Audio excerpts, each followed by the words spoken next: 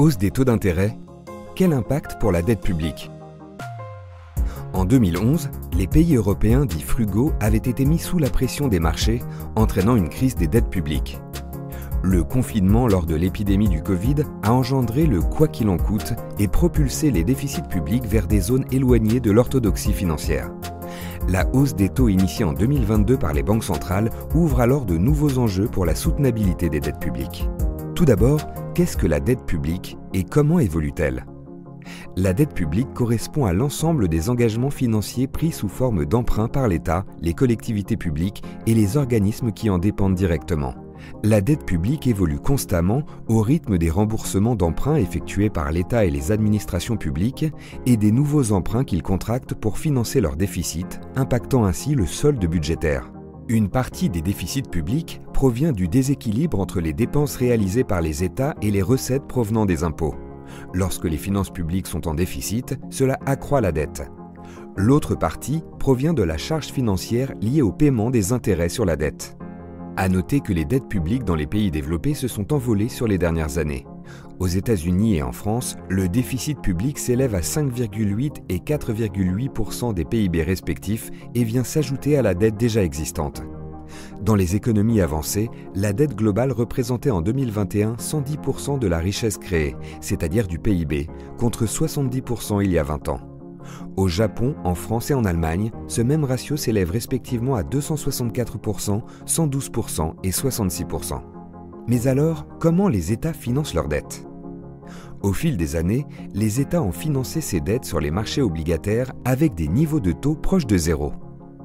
Cette période de taux bas a facilité le développement des dettes sans peser outre mesure sur les finances publiques. Selon le Fonds monétaire international, le FMI, la charge d'intérêt des dettes publiques n'a cessé de diminuer au cours des 2 dernières décennies, quand bien même les dettes publiques n'ont cessé de progresser. En 2021, la charge financière représentait 1,2% du PIB pour les économies avancées, soit un taux d'intérêt apparent autour de 1,1%. Toutefois, la hausse des taux d'intérêt intervenue en 2022 est venue impacter et détériorer ce chiffre. Prenons pour exemple le cas de la France, dont la maturité moyenne de la dette est de 8 ans et demi. Cela signifie qu'en moyenne, le Trésor public doit refinancer chaque année environ 12% du stock de sa dette.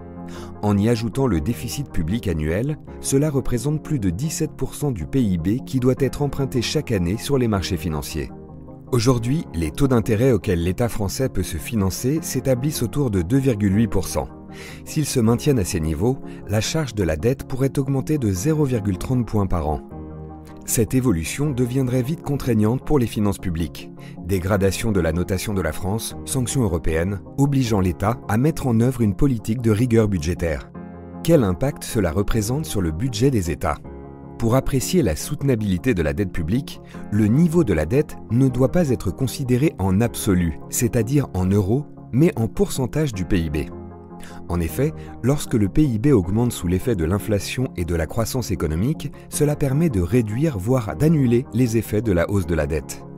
En définitive, l'évolution de la dette publique en pourcentage du PIB dépend d'une part de l'écart entre le taux d'intérêt apparent et le taux de croissance du PIB en valeur, et d'autre part du solde des dépenses de fonctionnement et d'investissement des administrations publiques.